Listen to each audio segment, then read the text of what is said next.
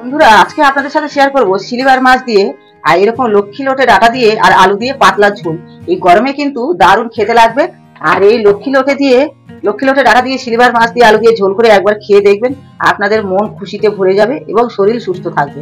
আপনাদের সাথে কথা বলতে বলতে এখানে হলুদ গুঁড়ো দিয়ে দিলাম, আর এবারে এখানে দিয়ে দেবো পরিমাণ মতো লবণ। লবণ দিয়ে ভালো করে মাছটাকে এইভাবে মেখে নেব।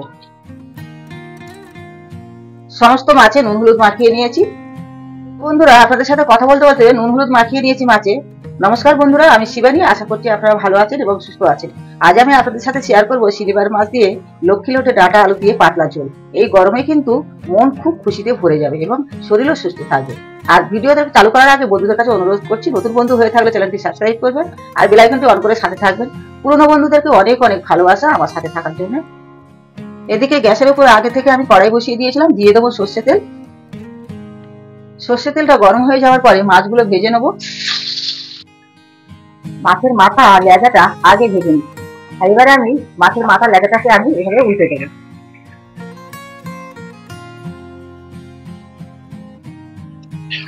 মাছটা উল্টে পেরেছে আমি ভেজে নিয়েছি, তুলে নেবো। কড়াইতে আমি আরো একটু তেল দিয়ে দেবো, দিয়ে বাকি যে মাছগুলো আছে সেগুলো একইভাবেই ভেজে নেব।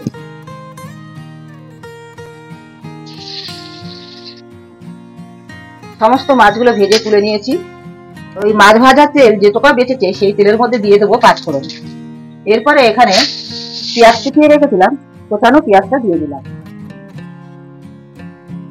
পেঁয়াজটা দেওয়ার পরে এখানে কিন্তু পেঁয়াজগুলো বেশি ভাজবে না। পেঁয়াজটা একটু নেড়ে চেড়ে ভেজে নিয়েছি। এবার এখানে দিয়ে দেবো কেটে রাখা আলু।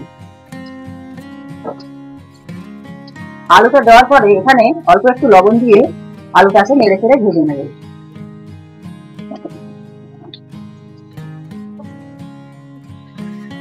আলুটা একটু নেড়ে চেড়ে ভেজে নিয়েছি। এরপর দিয়ে দেবো কেটে রাখা ডাটা। এই ডাটা কিন্তু একদম কচি এবং খুব নরম, এতে কিন্তু কোনো ছিঁড়ে টিড়ে কিছু নেই। একবার এইভাবে মাছ দিয়ে আলু দিয়ে আপনারা এই লক্ষ্মী লোটে ডাটা ঝোল খেয়ে দেখবেন, একবার খেলে কিন্তু বারবারই খেতে ইচ্ছে হবে। আর বিশেষ করে এই গরমের দিনে এই ডাটাটা দেওয়ার পরে আরো একটু লবণ এখানে দিয়ে দেবো।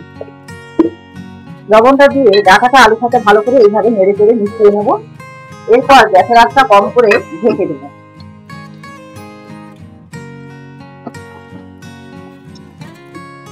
এবার দেখুন, ভালো করে আলুর সাথে ডাটাটাকে এভাবে কষিয়ে নিয়েছি। অনেকটাই নরম হয়ে গেছে এবং কমও হয়ে গেছে। এরপর এখানে বাকি উপকরণগুলো দিয়ে দেবো। প্রথমে দিয়ে দেবো আদা, তারপর দিয়ে দেবো এখানে জিরে গুঁড়ো। মশলা কিন্তু আমি বেশি দিচ্ছি না, খুব কম কম দিচ্ছি, এটা পাতলা ঝোল হবে ডাটা দিয়ে। এরপর এখানে মাঝারি সাইজের একটা টমেটো কেটে রেখেছিলাম, সেই টমেটোটা দিয়ে দিলাম। এখানে কষানোর সময় সামান্য একটু জল দিয়ে দেবো। দিয়ে দেবো পরিমাণ মতো হলুদ গুঁড়ো। দিয়ে দেবো এখানে যেভাবে যে যেমন কাঁচা লঙ্কা বা ঝাল খাবেন সেরকম কাঁচা লঙ্কা বাটা দিয়ে দেবো। আমি এইখানে 1.5 চামচ কাঁচা লঙ্কা বাটা দিয়েছি। মশলাগুলো দিয়ে নেড়ে চেড়ে আমি এইভাবে ভালো করে মিশিয়ে নিয়েছি। এরপর একটু ঢেকে দেবো, কম আছে আরো ভালো করে কষিয়ে নেব। 2-3 মিনিট পর অনেকটাই দেখতে পাচ্ছেন, অনেকটাই সুন্দর মজে গেছে একদম। এই সময় এখানে দিয়ে দেবো ধনে গুঁড়ো।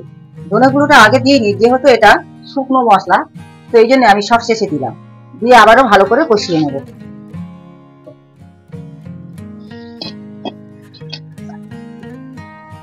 সুন্দর করে এইভাবে কষানোর পর ডাটাগুলো দেখেছেন এখন একদম ডাটাগুলো সেদ্ধ হয়ে গেছে। এই ডাটা খুব তাড়াতাড়ি গলে যায়। এরপর এখানে দিয়ে দেবো আমি গরম জল। যে কোনো সবজি রান্না করার সময় কষানোর পরে যদি গরম জল দেন তাহলে কিন্তু সবজির টেস্ট একদমও বদলায় না। ঠান্ডা জল দিলে কিন্তু অনেকটাই টেস্ট কমে যায়। এরপর আমি এভাবে ঢেকে দেবো। আর আপনারা দেখেছেন এখানে আমি কিন্তু কোনো কালার হওয়ার জন্য কোনো লাল লঙ্কার গুঁড়ো দিইনি।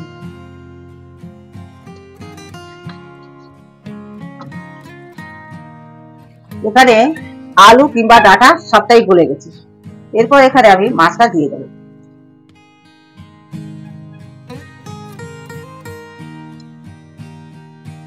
মাছটা দেওয়ার পরে আরো একবার ঢেকে দেবো।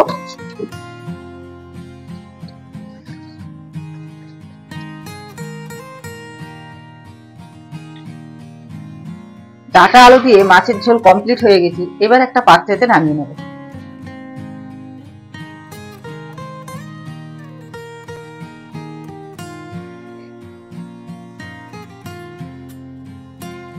তাহলে বন্ধুরা, ভিডিওটি কেমন হলো আপনারা অবশ্যই কমেন্ট করে জানাবেন।